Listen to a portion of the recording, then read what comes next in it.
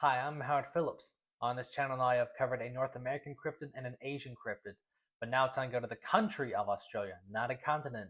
Elementary school may have taught you that Australia is a continent, but it is not. Its official name is Oceania and includes a lot of other countries. Now it's time to talk about the bunyip. Look, it was either this or drop bear, so count yourself lucky it was a bunyip. Anyway, the bunyip's origin, like many cryptids, comes from the indigenous population of that country. The Wimba Wimba Aboriginal of southeastern Australia told many stories of the bunyip. In modern Aboriginal language, bunyip means devil.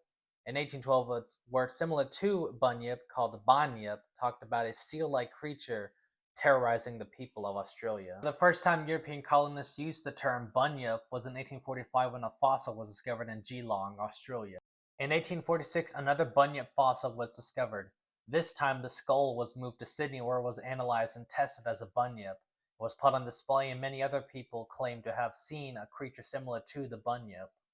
In 1852, former convict William Buckley mentioned how he saw the bunyip hanging out on the Barwon River while he was living along the Waterroong. In 1857, a man named Edward Roper Loftus Stakir, try saying that 3 times fast, published images of the bunyip in all of its glory in local Australian newspapers. After the 1850s, the bunyip became nothing more than an obscure legend. However, in the 1970s, when Australia was having its tourist boom due to all the crazy animals people found out about, the bunyip became popular again.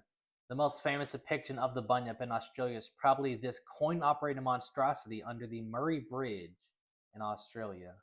Before you get too terrified of that, though, just remember it used to look like that. Since the 70s Australian tourist boom, there have been many sightings of the bunyip. However, none have really stuck out that much, and it's more of an Australian mascot than an actual cryptid people believe in nowadays. Many people laugh and scoff at the idea of a bunyip. However, considering all the crazy animals in Australia, it's not too unlikely that some crazy cryptid has been hanging about the outback all this time. The bunyip's appearance is highly controversial, and there are many different ideas of what it looks like. Some say it looks like a seal, some say it looks like a dog. Some people say it looks like an owl. And some brave souls say it looks like a starfish. This has led some people to theorize that the bunyip is actually a shape-shifting organism. In fact, the bunyip was used as a political slang word in Australia in the 1850s. However, other than a mention in the 1990s, it has sadly fallen out of style. The bunyip saying can be found all over South Australia due to the aforementioned 1970s Australian tourist boom. Anyway, that's all. I plan on doing a Europe and a South America one next to help fill out all the rest of the continents.